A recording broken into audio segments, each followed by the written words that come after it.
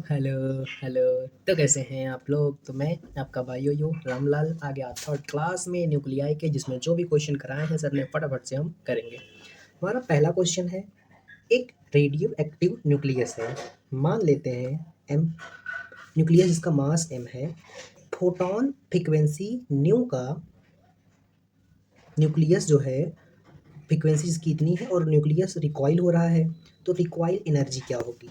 अच्छा एक बात बताओ, जो रेडियो एक्टिविटी होती है वो कोई एक्सटर्नल फोर्स लगने की वजह से होती है? नहीं, वो पी एक्सटर्नल जीरो होती है। तो मेरा जो मोमेंटम होता है ना वो कंजर्व होता है। क्या? मोमेंटम कंजर्व होता है। और हमको पता है कि काइनेटिक एनर्जी जो होती है वो पी स्क्वायर बाई 2m होती है। अब अब अब ये कि मेरा यहाँ पर जो मास एम एमिट कर रहा था फोटोन, यहाँ से गया और एक क्या बनाया, दूसरा न्यूक्लियस, और यहाँ से न्यू फोटोन निकला जिसकी एनर्जी न्यू थी। तो इनिशियली जो मोमेंटम था वो जीरो था, तो फाइनली भी मोमेंटम जीरो ही होगा। ठीक है, ठीक है। तो मैं क्या कह सकता हूँ, यहाँ पर दो चीज़ था। क्या क्या था? एक ये फोटोन, एक ये बचा हुआ न्यूक्लियस। तो फाइनल मोमेंटम जीरो है, तो मैं पी फाइनल बराबर जीरो बराबर लिख सकता हूँ मोमेंटम ऑफ ये nucleus plus momentum of photon. हाँ, तो क्या मैं इसको यूज़ करके लिख सकता हूँ कि क्या momentum of nucleus is equal to minus of momentum of photon? हाँ। अब फोटोन का मोमेंटम क्या होता है भाई? फोटोन का मोमेंटम होता है ई बराबर प्रियंका चोपड़ा। तो यहाँ से फोटोन का मोमेंटम हो जाता है ई बाई सी। तो इस पी की जगह पर हम क्या रखेंगे? ई बाई सी रख दिए। मुझे मोमेंटम ऑफ इस न्यूक्लियस का मोमेंटम पता चल गया। अब क्या? मुझे रिक्वाइल एनर्जी निकालनी है, तो यही काइनेटिक एनर्जी रिक्वाइल एनर्जी होती है, जो कि पी स्क्वायर बाई 2m होती है, जो न्यूक्लियस का मास m दिया है। अब ये पी वैल्यू जो है ये न्यूक्लियस की है, इसको इसमें पुट करेंगे तो कितनी आई है भाई? E by C. तो E square by C square by 2m आ जाएगा। ठीक है, कोई दिक्कत नहीं। अब ये एनर्जी फोटोन की क्या होती है? क्या होती है भाई? एच एफ होती है। और क्या होती है? तो बस एनर्जी की जगह पर एच एफ रख देंगे, तो H square F square divide by C square into 2m। ये होगी हमारी रिक्वाइल एनर्जी। क्या आपने रिक्वाइल वेलोसिटी वाला क्वेश्चन किया था गट बुलेट वाले में? कुछ इसी प्रकार से था। आगे चलेंगे। एक न्यूक्लियस है जिसका मास नंबर 220 है। अब अल्फा डी के में कल ही बताया था क्या होता है। ए मेरा -4 से कम करते हैं और जेड को -2 से कम करते हैं। मुझे न्यूक्लियस दे दिया है एक्स, और ये अल्फा डी के में जा रहा है, मतलब ये अल्फा बनाएगा प्लस मान लो कुछ वाई बनाएगा। अगर इसका एटॉमिक मास ए है और एटॉमिक नंबर जेड है, तो ये हो जाएगा A-4 डिवाइडेड नहीं, इसका Z-2। अब मुझे Q value of the reaction दे दी है, इतना है। तो क्यू वैल्यू रिएक्शन देती तो क्या, मुझे क्या निकालना है? Kinetic energy of alpha particle. तो मोमेंटम बैलेंस होने के कारण देखो, जब भी काइनेटिक एनर्जी पूछे तो आप लिखेंगे काइनेटिक एनर्जी बराबर, सिंपली लिखेंगे क्यू बाई ए। फिर से काइनेटिक एनर्जी पूछे तो क्यू बाई ए पहले लिख लो। क्या लिख लो? क्यू बाई ए लिख लिया। अब अगर मुझे अल्फा की काइनेटिक एनर्जी पूछे, या जो न्यूक्लियस दिया है जिसका मास नंबर ए है उसकी काइनेटिक एनर्जी पूछे, तो अगर मुझे अल्फा की काइनेटिक एनर्जी पूछ रहा है तो यहाँ पर जो न्यूक्लियस दिया था उसका मास नंबर ए था, -4 कर देंगे, सिंपल है। और जब मुझे इसका पूछे क्या बोलते हैं काइनेटिक एनर्जी, तो यहाँ पर सिंपली अल्फा का मास रख देंगे। ऐसा क्यों कर रहे हैं? क्योंकि kinetic energy inversely proportional to होता है मास के। अब जब मोमेंटम कांस्टेंट हो, ये जो सीन है ना, ये पी को कांस्टेंट बना के बना है, और रेडियो एक्टिविटी में मोमेंटम कांस्टेंट ही होता है। तो यहाँ पर मैं उस न्यूक्लियस का काइनेटिक एनर्जी लिख रहा हूँ, तो अल्फा पार्टिकल का मास कितना होता है? 4m होता है। तो हम यहाँ पर 4 लिख देंगे। अब मुझे निकालना है अल्फा पार्टिकल की काइनेटिक एनर्जी, तो आप इस इक्वेशन को रट डालेंगे, जितना जल्दी उतना अच्छा होगा। तो बस अब हमको काइनेटिक एनर्जी निकालनी है। ए हमारा कितना है? 220 -4। क्यू हमको क्वेश्चन में दिया है कितना है भाई? 5.5। 5.5 डिवाइडेड बाई ए। ए कितना है? 220। तो ये 220 हो गया। तो यहाँ से क्या बचा, 216 मल्टीप्लाई बाई 5.5 डिवाइडेड बाई 220। अब 216 को 220 से डिवाइड करेंगे, अगर ये 220 रहा होता तो 1 आता, 1 का मल्टीप्लाई करते तो ये इतना ही रह जाता, लेकिन ये छोटा है तो मेरा लगभग 0.89 के आसपास आएगा। तो 0.9 का मल्टीप्लाई 5.5 में करेंगे तो थोड़ी सी वैल्यू कम आएगी, ज़्यादा तो हो ही नहीं सकती, ज़्यादा तो हो ही नहीं सकती। ये लो थोड़ी सी कम वैल्यू यही मिल गई मुझे। अब आगे चलेंगे।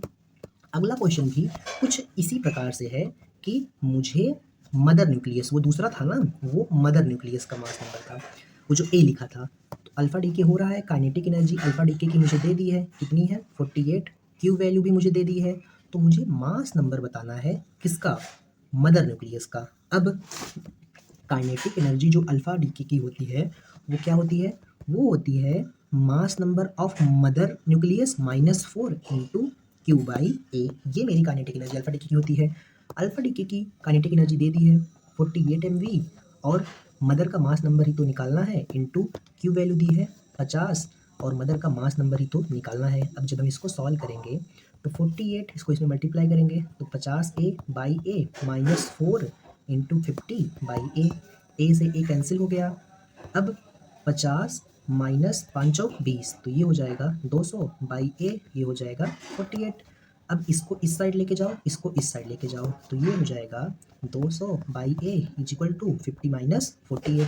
50 में से 48 जाएगा, 2 बचेगा, ये हो गया 200 बाई ए। 2 से इसको काटो और ए को इस साइड लेके चले जाओ, तो ए की जो मेरी वैल्यू है वो 100 आ जाएगी, मतलब मदर का मास नंबर 100 है। आगे चलेंगे। ये क्वेश्चन भी उसी तरह से सिमिलर है, सिर्फ थोड़ा सा चेंज है कि मदर का मास नंबर x दिया है और हमको x बाई 25 निकालना है।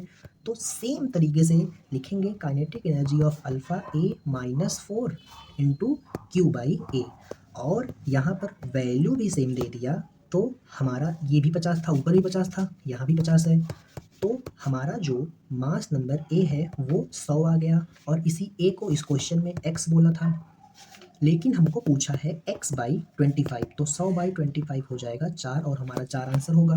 वैल्यू सेम थी इसीलिए आंसर भी सेम आएगा, बट यहाँ पर x नहीं पूछा है। पिछले क्वेश्चन में एक तरह से x ही पूछा था, मैंने यहाँ पर कैलकुलेशन क्यों नहीं किया, क्योंकि यही x आएगा, ऊपर वाला कैलकुलेशन आप देख सकते हैं, x बाई 25 ये आएगा।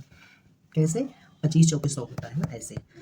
अब क्या, अब आपको थोड़ी सी थ्योरी पता होनी चाहिए इसके लिए कि न्यूक्लियर फोर्स जो होती है वो कैसी फोर्स होती है। कुछ न्यूक्लियर फोर्स की प्रॉपर्टी है। न्यूक्लियर फोर्स 2 टाइप की होती है, वीक न्यूक्लियर फोर्स और स्ट्रांग न्यूक्लियर फोर्स। अगर कुछ ना बोले तो आप क्या लेंगे, स्ट्रांग न्यूक्लियर फोर्स ही मानेंगे, अगर कुछ ना बोले सिर्फ न्यूक्लियर फोर्स लिखे तो। और जो न्यूक्लियर फोर्स होती है वो, इसकी कुछ प्रॉपर्टी है, मैं फटाफट से बोल देता हूँ, देख के ही बोलता हूँ कैसी कैसी। ऑलवेज अट्रैक्टिव है, रेंज इसका बहुत शॉर्ट है, वेरी शॉर्ट रेंज है, अराउंड 10⁻⁻⁻⁻, मतलब फर्मीमीटर के ऑर्डर में। और स्ट्रॉन्ग न्यूक्लियर फोर्स इलेक्ट्रॉन की 0 होती है, स्पिन डिपेंडेंट है, नॉन सेंट्रल है, नॉन कंजर्वेटिव है, मेडिएटेड बाय मेसॉन्स है, सैचुरेशन डिपेंडेंट है, मीडियम इंडिपेंडेंट है। और ये सारी चीज़ें एक तरह से उल्टा है किसकी, ग्रेविटेशन में जो हम पढ़े थे, फोर्स सेंट्रल है, इनवर्स लॉ को फॉलो करती है, तो ये इनवर्स लॉ को फॉलो नहीं करती है। और प्रोटॉन प्रोटॉन के बीच, प्रोटॉन न्यूट्रॉन के बीच और न्यूट्रॉन न्यूट्रॉन के बीच जो स्ट्रॉन्ग न्यूक्लियर फोर्स होती है वो सेम होती है, अगर सिर्फ वही लग रही है तो। हमको क्वेश्चन में पूछा है कि nuclear force between 2 proton neutron and 2 proton neutron कितनी होगी, तो ये सेम होती है। लेकिन अब थ्योरी वाला क्वेश्चन और कर लेते हैं, फिर आगे चलते हैं। लेकिन एक इसमें ट्विस्ट है क्वेश्चन में, आगे करेंगे वो क्वेश्चन। कहाँ थे हम, which of the following statement is true about nuclear force. अगर सिर्फ न्यूक्लियर बोला तो आप क्या लेंगे, स्ट्रॉन्ग न्यूक्लियर वाला लेंगे। और भी यूनिवर्स स्क्वायर लॉ, भाई जो ग्रेविटेशन वाली फोर्स फॉलो करती है, इलेक्ट्रोस्टैटिक वाली ये नहीं करता, ये भी नहीं है, ये भी नहीं, ये शॉर्ट रेंज होती है, ये बात सही है। अब net nuclear force, net force between, net force पूछ लिया, यही इस क्वेश्चन का ट्विस्ट है। अगर आप आंख बंद करके ये मारते हैं तो आप गलत हो सकते हैं, ये नेट फोर्स बोल दिया। अब फोर्स प्रोटॉन प्रोटॉन के बीच में, प्रोटॉन न्यूट्रॉन, देखो प्रोटॉन पॉजिटिव चार्ज, न्यूट्रॉन मेरा न्यूट्रल होता है, तो इसके बीच में इलेक्ट्रोस्टैटिक फोर्स नहीं लगेगी, सिर्फ न्यूक्लियर लगेगी। और न्यूट्रॉन न्यूट्रॉन दोनों न्यूट्रल है, तो इसके बीच भी न्यूट्रल लगेगी, तो ये दोनों तो सेम होंगी। लेकिन मेरा जो प्रोटॉन और प्रोटॉन दोनों पॉजिटिव चार्ज होते हैं, तो इसके बीच न्यूक्लियर फोर्स तो लगेगी, जैसे न्यूक्लियर अट्रैक्टिव फोर्स तो लगेगी ही, लेकिन इलेक्ट्रोस्टैटिक रिपल्सिव फोर्स भी लगेगी, और नेट फोर्स क्या हो जाएगी, न्यूक्लियर फोर्स तो बड़ी होती है, तो F nuclear minus F electrostatic, मतलब न्यूक्लियर फोर्स को इलेक्ट्रोस्टैटिक फोर्स कम कर रही होगी। ऐसा क्यों हुआ? क्योंकि दोनों पॉजिटिव चार्ज थे। तो ये दोनों सेम होगा, ये दोनों सेम होगा, बट ये सेम नहीं होगा इसके साथ, तीनों अलग है, गलत है। ये ज़्यादा नहीं होगी, ये कम हो जाएगी। क्यों कम हुई? क्योंकि इलेक्ट्रोस्टैटिक फोर्स को माइनस करेंगे इसमें। नेट पूछा था। अब दो प्रोटॉन है, प्रोटॉन मतलब पॉजिटिव चार्ज, उसको इस डिस्टेंस पर रखा, तो which of the following correct about nuclear and electrostatic force? कौन सी बात करेक्ट होगी न्यूक्लियर और इलेक्ट्रोस्टैटिक के लिए? तो एक बात बताओ, न्यूक्लियर फोर्स जो होती है वो 10⁻⁻15 के ऑर्डर में लगती है। यहाँ पे डिस्टेंस कितना है? 10⁻⁹ है। तो ये तो डिस्टेंस बड़ा हो गया। जब डिस्टेंस बड़ा हो गया तो एफ न्यूक्लियर लगेगा ही नहीं। जब लगेगा ही नहीं तो जीरो हो जाएगा, तो एफ इलेक्ट्रोस्टैटिक बड़ी हो जाएगी। आगे चलेंगे। ड्यूट्रॉन, ड्यूट्रॉन क्या होता है भाई? ड्यूट्रॉन होता है एच, जिसका एटॉमिक नंबर 1 हो और मास नंबर 2 हो। उसको बॉम्बर्ड किया ऑक्सीजन के न्यूक्लियस पर, तो अल्फा पार्टिकल एमिट हुआ। तो ऐसे क्वेश्चंस को कैसे डील किया जाता है अब हम सीखेंगे। क्या? मेरा एक ऑक्सीजन का न्यूक्लियस था, ये देखो मेरा ऑक्सीजन का न्यूक्लियस हो गया। इसमें किया ये जाता है, ऊपर वाले क्वेश्चन में एक बात लिखी थी कि कोई भी न्यूक्लियर रिएक्शन हो, ए सेम रहता है, टोटल एनर्जी सेम रहती है, लीनियर एंगुलर मोमेंटम कंजर्व रहता है, क्यू सेम रहता है। मतलब पार्टिकल का चार्ज और एटॉमिक मास एटॉमिक नंबर दोनों बैलेंस होना चाहिए। अब ऑक्सीजन पर मैंने भिड़ाया ड्यूट्रॉन को, तो H12 बना, इसको भिड़ाया, ये ड्यूट्रॉन है, तो यहाँ से क्या निकला? Alpha particle. अल्फा मतलब हीलियम, जिसका मास नंबर 4 है और Z2 है। प्लस क्या निकलेगा? मान लेते हैं कोई x एलिमेंट निकला जिसका नाम था x, जिसका मास नंबर फिल करना है और एटॉमिक नंबर फिल करना है। अब यहाँ पे हम लगाएंगे कंजर्वेशन। 16 + 2 कितना होता है? 18 होता है। तो यहाँ पर भी दोनों को जोड़ के 18 आना चाहिए। अब 4 में कितना जोड़ेंगे तो 18 आएगा? 14 भाई, 14 + 4 18। ये 4 पता था, ये 14 नहीं पता था, तो 14 वाला आंसर मतलब ये वाला आंसर। जब एक से आंसर नहीं निकलता, अगर दोनों में 14 होता तो क्या करते? 8 + 1 9, ये बराबर होगा 2 प्लस इसके, तो 2 + 7, ये बॉक्स में 7 होएगा, जिसमें 2 जोड़ेंगे तो 9 आएगा। मतलब यही वाला आंसर सही है। आगे चलेंगे। Which of the following contain positive charge? किसमें पॉजिटिव चार्ज होता है? तो भाई सबको पता है कि बीटा रे, मतलब अगर सिर्फ बीटा बोले तो निगेटिव होता है, गामा न्यूट्रल होता है, एक्सरे भी न्यूट्रल होता है, कोई चार्ज नहीं होता, ये ईएम वेव का पार्ट है। अल्फा पार्टिकल में He+2 रहता है, मतलब ये पॉजिटिव चार्ज होता है। अब ये रिएक्शन देख के आपको रिएक्शन सीखना होगा। अच्छा, मैंने कल बीटा पॉजिटिव डीके नहीं बताया था ना? बीटा पॉजिटिव अगर लिखे तभी आप बीटा पॉजिटिव मानेंगे, अगर सिर्फ बीटा लिखे तो आप बीटा नेगेटिव मानेंगे। बीटा पॉजिटिव में क्या होता है कि जेड को हम प्लस है तो उल्टा माइनस करेंगे, एक कम करेंगे जेड को रिएक्शन में। अब ये रिएक्शन लिखने का तरीका है। इससे आपको क्या समझना है? इससे आपको ये समझना है कि ऐसे इसको तोड़ना है दो पार्ट में। इसका मतलब ये दोनों के बीच रिएक्शन हुआ और ये निकला है। मतलब इसका दो पार्ट में तोड़ेंगे तो x + n क्या है? n है न्यूट्रॉन। न्यूट्रॉन मतलब जिसका मास नंबर 1 होगा और एटॉमिक नंबर 0 होगा। अब इसका रिएक्शन होगा तो हमको अल्फा निकला और Li7 और 3 निकला। अब अल्फा का मास नंबर कितना होता है भाई? 4, यहाँ पर कितना होता है? 2। न्यूट्रॉन का 1, यहाँ पर 0। ये x था, तो हमको ये x बताना है। तो क्या हम वही सेम चीज़ करेंगे? क्या बना लेंगे यहाँ पर एक डब्बा, ये डब्बा प्लस ये ऊपर वाला 1 बराबर होना चाहिए 7 + 4 मतलब 11 के। तो अगर यहाँ पर 11 है तो यहाँ पर मुझे क्या फिल करना पड़ेगा कि ये इसके बराबर हो जाए? मुझे यहाँ पर 10 फिल करना पड़ेगा, मतलब जिसका एटॉमिक नंबर 10 है। ये नहीं, ये नहीं, ये नहीं, ये नहीं। तो यहाँ से भी आप आंसर ला सकते हैं, या फिर ये 0 है, यहाँ पर मान लेते हैं डब्बा है, डब्बा + 0 बराबर 3 2 5 होना चाहिए, और इसी में 5 है। सिंपल। अच्छा, इसमें भी था, तो यहाँ पर अगर हम एटॉमिक नंबर से जाते तो एटॉमिक मास बाद में वेरीफाई करना ही पड़ता, तो फर्स्ट वाला मेरा आंसर हो गया। अब आते हैं इसमें, न्यूक्लियर रिएक्शन हो रहा है, मुझे बताना है, क्या बताना है कि ये कौन सा डीके है। तो भाई न्यूक्लियर रिएक्शन है और यहाँ पर सिर्फ एटॉमिक नंबर 1 से बढ़ रहा है, तो बीटा डीके हो या बीटा माइनस डीके हो, इसी में +1 किया जाता है जेड में, तो बीटा डीके मेरा आंसर हो जाएगा। अब ये थोड़ा सा अच्छा सवाल है, ऐसे क्वेश्चन में दिमाग लगता है थोड़ा, ज़्यादा नहीं। अल्फा और बीटा डीके हो रहा है इसमें, ठीक है, कितना अल्फा और कितना बीटा डीके हुआ है, ये मुझे बताओ कि इसका मास नंबर कितने से कम हुआ है। 200 माइनस 159 मतलब 32 से कम हुआ है। और एक अल्फ़ा डीके में मास नंबर कितने से घटता है? 4 से। इसको हम करेंगे 4 से डिवाइड। जब इसको 4 से डिवाइड कर देंगे तो हमको मिल जाएगा नंबर ऑफ अल्फ़ा डीके। 4 अठे 32 मतलब 8 अल्फ़ा डीके हुआ है। मतलब हमारा ये आंसर नहीं, ये आंसर नहीं। अब अल्फ़ा डीके में मास नंबर तो 4 से कम होता ही है, लेकिन एटॉमिक नंबर भी 4 से कम होता है। तो 8 अल्फ़ा डीके में 16 से मेरा जेड कम होगा। जेड कितना था? 90 था। तो 90 माइनस 16 करेंगे तो हमारा कुछ 74 आ जाएगा। लेकिन यहाँ पर 74 तो नहीं है, 80 है। मतलब जितना एटॉमिक नंबर होना चाहिए था उससे कितना ज़्यादा, कुछ तो ज़्यादा है। कितना ज़्यादा है? 6 ज़्यादा है। और एटॉमिक नंबर किस में जुड़ता है? कौन से डीके में? बीटा डीके में। तो कितना बीटा डीके हुआ है? एक बीटा डीके में एक से एटॉमिक नंबर बढ़ता है, तो ऐसे 6 बीटा डीके हुए रहेंगे। मतलब 8 अल्फा डीके और 6 बीटा डीके हुआ है, तभी ऐसा हुआ है। आगे चलेंगे। न्यूक्लियस ऑफ कैडमियम दिया है 2 सक्सेसिव बीटा डीके। अब देखो सिर्फ बीटा डीके लिखेगा तो आप क्या मानेंगे? Beta minus decay. Nucleus of इसका इसका न्यूक्लियस है, 2 सक्सेसिव बीटा डीके हो रहे हैं। तो बीटा माइनस डीके में क्या होता है? +1 होता है जेड। मतलब सी डी होगा कि क्या होगा नहीं पता, लेकिन 48 में 2 जोड़ेंगे मतलब 50 कर देंगे। अब देखो 50 सिर्फ 2 में है और मास नंबर बीटा डीके में नहीं चेंज होता। ये 115 का 115 ही रहेगा, मतलब ये वाला नहीं होगा और ये वाला हो जाएगा। अब आते हैं अपने सवाल पर। यूरेनियम आइसोटोप है जिस पर बॉम्बार्ड किया किसका? न्यूट्रॉन का। न्यूट्रॉन मतलब ये 0 1, ये जनरेट कर रहा है क्रिप्टॉन और 3 न्यूट्रॉन। तो क्या इसके साथ में पैदा लेगा? यूरेनियम को बॉम्बार्ड किया न्यूट्रॉन से, generate krypton and 3 neutron and. अब हमको रिएक्शन लिखनी पड़ेगी। ये यूरेनियम था, कितना है? 235 और 92।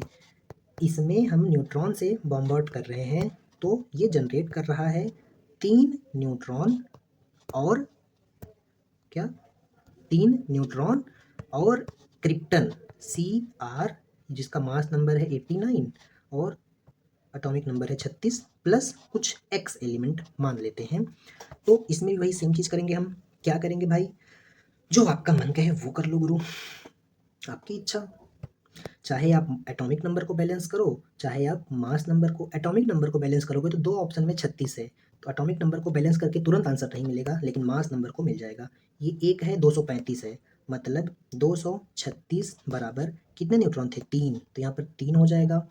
क्रिप्टन का मास नंबर कितना है भाई? 89 प्लस 89 प्लस इसका मास नंबर हम कुछ मान लेते हैं डब्बा।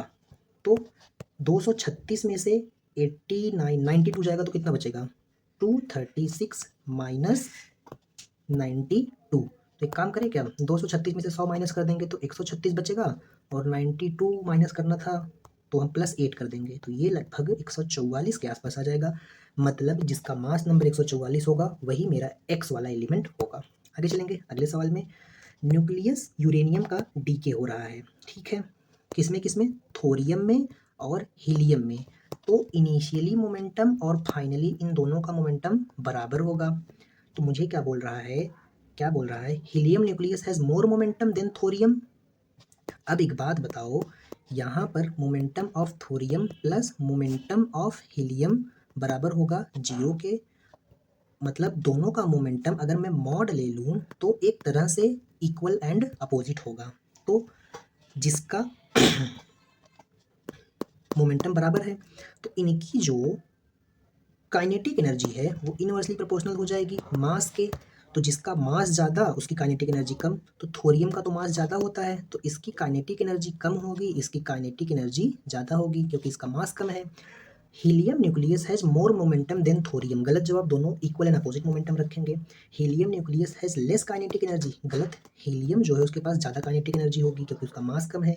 Helium nucleus has more kinetic energy than thorium. ये बात सही है, ये बात सही है। तो इसीलिए थर्ड वाला ऑप्शन राइट होगा। मिलते हैं अपनी लास्ट क्लास में, तब तक के लिए ओके बाय।